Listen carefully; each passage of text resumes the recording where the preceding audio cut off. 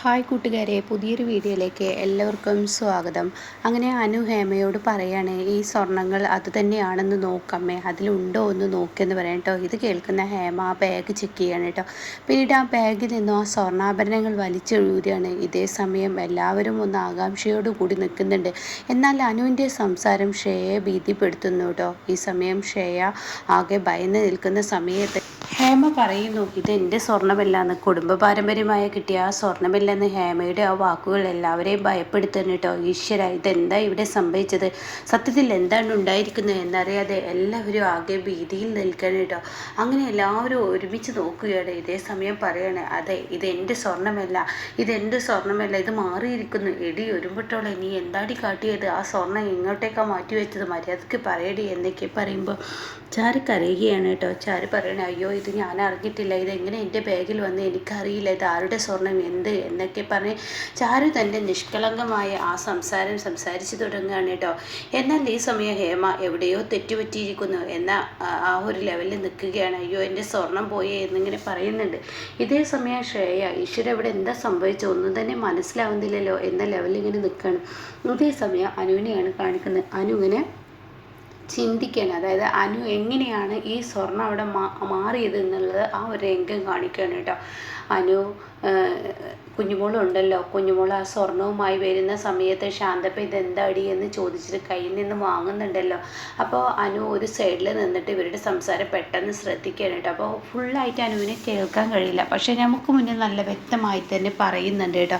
അങ്ങനെ കുഞ്ഞുമോൾ പറയാണ്, ഇത് ചാരുവിനിട്ട് പണിയാൻ വേണ്ടിയിട്ട് എന്നെ ശ്രേയെ ഏൽപ്പിച്ചതാണ്. അപ്പോൾ ഈ സ്വർണം ഞാൻ എന്തായാലും അവളുടെ ബാഗിൽ കൊണ്ടുവെക്കുകയാണെന്ന് പറയണേ.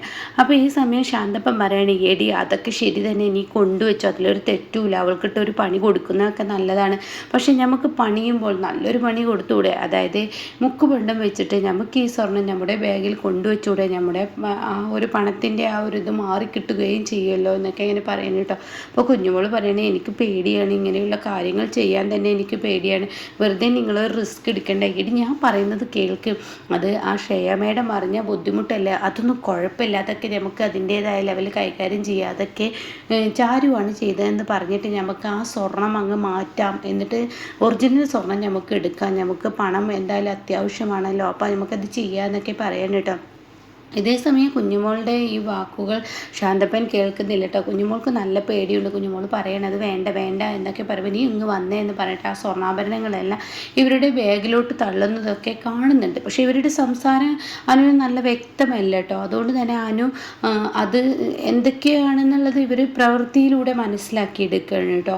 പിന്നീട് ഇവർ പതിയെ പോകുന്നത് കുഞ്ഞുമോളുടെ കയ്യിൽ ഈ ഒരു ഒറിജിനൽ സ്വർണ്ണമല്ലാത്ത ആ സ്വർണം കൊടുക്കുന്ന ആ രംഗമാണ്. പിന്നീടാണെങ്കിലോ കുഞ്ഞുമോൾ അത് കൊണ്ട് ചാരുവിൻ്റെ ബാഗിൽ വെക്കുന്നുണ്ട് കേട്ടോ. ഇതെല്ലാം അനു കണ്ടിരിക്കുന്നു. അപ്പോൾ ഇതേ സമയം കുഞ്ഞുമോൾ ഇങ്ങനെ പേടിയോടുകൂടി നിൽക്കുകയാണ്.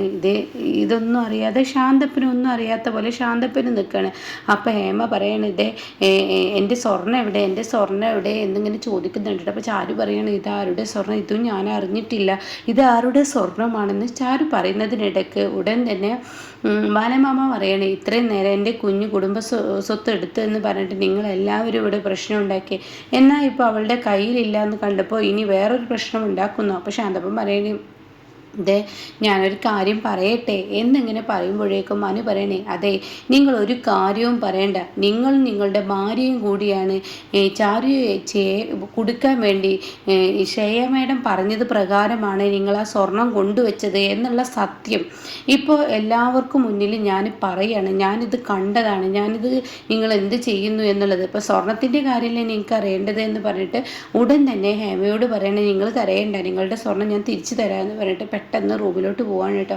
പിന്നീട് ഈ കുഞ്ഞുമോളുടെ ബാഗ് എടുത്ത് പോലീസിന് മുന്നിൽ കൊടുന്നിടാണ്.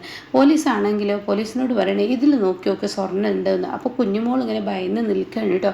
ഇതേ സമയം അതിൽ നിന്ന് ആ സ്വർണ്ണം എടുക്കുകയാണ്. അപ്പോൾ അത് ആരുടെ ബാഗാണെന്ന് ചോദിക്കുമ്പോൾ കുഞ്ഞുമോളുടെ എന്താണെന്ന് പറയും കേട്ടോ. ഇതോടുകൂടി ബാലഭാമക്ക് അങ്ങ് ദേഷ്യം പിടിക്കുകയാണ്. എന്നാൽ ആകാശ് ഇത് വെറുതെ വിടാൻ തയ്യാറാവില്ല. അങ്ങനെ ആകാശ് പറയണത്, നേരത്തെ നിങ്ങൾ എൻ്റെ ചാരുവിൻ്റെ ദേഹത്ത് കൈവച്ചു, എൻ്റെ ചാരുവാണ് സ്വർണം മോഷ്ടിച്ചതെന്നും പറഞ്ഞിട്ട് നാട്ടുകാർക്ക്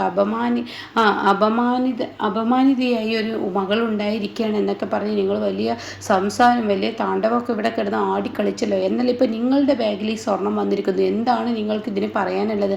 ഇത് ഞാൻ അങ്ങനെ വെറുതെ വിടില്ല. നിങ്ങളുടെ കരണം നോക്കി പൊട്ടിക്കാൻ എനിക്കറിയാഞ്ഞിട്ടല്ല, വയസ്സ് മാത്രം ചിന്തിച്ച് ചാരുവിൻ്റെ അച്ഛൻ എന്ന ആ ഒരു പേരും അതുകൊണ്ട് മാത്രമാണ് ഞാൻ ചെയ്യാത്തത്.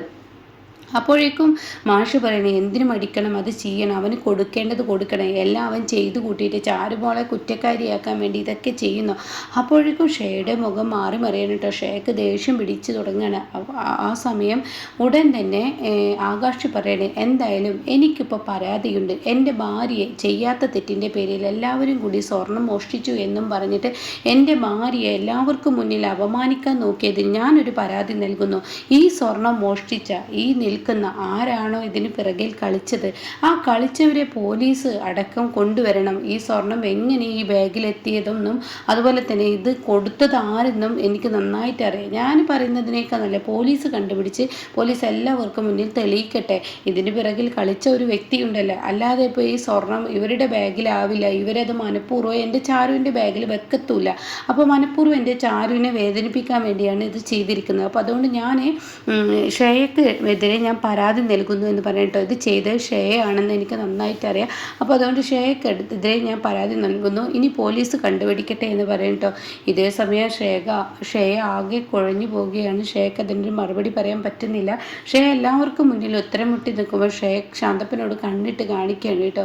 അപ്പോൾ ശാന്തപ്പൻ തൻ്റെ ആ ഒരു അഭിനയം തുടരുകയാണ്. ഒന്നും നോക്കില്ല, കുഞ്ഞുമോളുടെ കാരണത്തോരോ ഒറ്റ അടി അങ്ങ് അടിക്കുകയാണ്. എന്നിട്ട് പറയണേ, എടി എരണം കേട്ടവളെ, നീ എന്തിനാണ് മറ്റുള്ളവരുടെ സ്വർണം മോഷ്ടിച്ചത്? നീ എന്തിനു വേണ്ടിയാണ് അത് മോഷ്ടിച്ച് ചാരുവിൻ്റെ ബാഗിൽ കൊണ്ടുവച്ചത്? ആര് പറഞ്ഞിട്ടാണ് നീ അത് ചെയ്ത്? ആരെങ്കിലും നിന്നോട് അത് ആവശ്യപ്പെട്ടോ? മര്യാദക്ക് പറയടേ, മറ്റുള്ളവരുടെ മാനം കളയുന്ന ഓരോ പ്രവൃത്തിയാണ് നിന്നിലുള്ളത് എന്നൊക്കെ പറഞ്ഞ് ഒച്ച എടുക്കുകയാണ് കേട്ടോ. ആ സമയം ഇത് കേട്ട ഉടനെ തന്നെ കുഞ്ഞുമോൾ കണ്ണിട്ട് കാണിക്കുന്നുണ്ട് ശാന്തപ്പൻ. ആ കുഞ്ഞുമോൾ അഭിനയിക്കുകയാണ്. കുഞ്ഞുമോൾ പറയാണ്, ഞാനിത് ചെയ്തത് മനഃപൂർവ്വം തന്നെ എന്നെ വേദനിപ്പിച്ചവളാണ് ഈ നിൽക്കുന്ന ചാരു. മാത്രമല്ല ചാരുവിന് ഇവിടോട്ട് വരുന്നതിൽ ഒരു ലക്ഷ്യമുണ്ട്. ഈ കല്യാണം മുടക്കുക എന്നുള്ളതാണ് അവളുടെ ലക്ഷ്യം. എങ്ങനെയെങ്കിലും ഈ അരവിന്ദനും എൻ്റെ ശ്രേയയും തമ്മിലുള്ള കല്യാണം മുടക്കണം. ആ കല്യാണം ഇവൾ മുടക്കുമെന്ന് എനിക്ക് ഉറപ്പുണ്ട്. അപ്പോൾ അതുകൊണ്ട് തന്നെ ഈ കല്യാണം മുടക്കാതിരിക്കുക, ഇവളുടെ പേരിൽ എന്തെങ്കിലും ഒരു കുറ്റം ചുമത്തി ഇവളെ പോലീസ് കൊണ്ടു കഴിഞ്ഞാൽ പിന്നീട് ഇവിടെ കല്യാണം നടക്കുമല്ലോ. അപ്പോൾ അതുകൊണ്ട് കൂടി വേണ്ടിയാണ് ഞാനിത് ചെയ്തത് എന്നിങ്ങനെ കരഞ്ഞു പറയാണ് കേട്ടോ. അപ്പോൾ ഇത് കേൾക്കുന്ന ചാരുവിന് ദേഷ്യം പിടിക്കുകയാണ്. അപ്പോൾ ആകാശ് പറയാണ്, ഇതൊക്കെ ഇവർ നടത്തുന്ന നാടകമാണ്, അങ്ങനെ വിട്ടാൽ ശരിയാവില്ല. എനിക്ക് പരാതിയുണ്ട് സാറേ. ഈ നിൽക്കുന്ന ശ്രേയ മേഡത്തിൻ്റെ നേർക്കാണ് എനിക്ക് പരാതി. ഈ ശ്രേയ എന്ന് പറയുന്നവളാണ് ഇതൊക്കെ ചെയ്ത് അവളുടെ കയ്യിലുള്ള സ്വർണ്ണമല്ലേ. അപ്പോൾ അത് ഈ കുഞ്ഞുമോളുടെ കയ്യിലെത്തിയിട്ടുണ്ടെങ്കിൽ അതിന് പിറകിൽ കളിച്ചത് ഇവൾ തന്നെയാണ് എന്നൊക്കെ പറയാൻ കേട്ടോ. അപ്പോൾ ഈ സമയം ശ്രേയ ആകെ പെട്ടുപോകാണ്. ഈശ്വര, താൻ നടത്തിയ നാടകത്തിൽ താൻ തന്നെ വീണിരിക്കുന്നു എന്ന് മനസ്സിലാക്കാണ്. അപ്പോൾ അനു പറയാണ്, ഈശ്വരാധീനം, ഞാനിതൊക്കെ കണ്ടതുകൊണ്ട് എൻ്റെ ചേച്ചി രക്ഷപ്പെട്ടു. ഇവരുടെ കുനിഷ്ടു ബുദ്ധി കൊണ്ടും എൻ്റെ ചേച്ചി രക്ഷപ്പെട്ടത്. അല്ലായിരുന്നെങ്കിൽ ആ സ്വർണം തന്നെ കൊടുന്നു വെക്കുകയായിരുന്നെങ്കിൽ ഇന്ന് ചേച്ചി പ്രതിയായിരുന്നു. ദൈവം എൻ്റെ മുന്നിൽ ചേച്ചിയെ രക്ഷിക്കാൻ വേണ്ടി കാണിച്ചത് എന്താണെന്നൊക്കെ പറയുമ്പോൾ, അനുമോളെ നീ ഇല്ലായിരുന്നെങ്കിൽ നമ്മുടെ ചാരുവിൻ്റെ അവസ്ഥ എന്നൊക്കെ പറയുന്നത് കേട്ടോ. അപ്പോൾ ഇങ്ങനെയൊക്കെയുള്ള ഒരു എപ്പിസോഡാണ്. ഇനി എന്തായാലും വാദിപ്രതിയാവുന്ന ആ ഒരു സീന് തന്നെയാണ് ഇവിടെ കാണുന്നത് കേട്ടോ.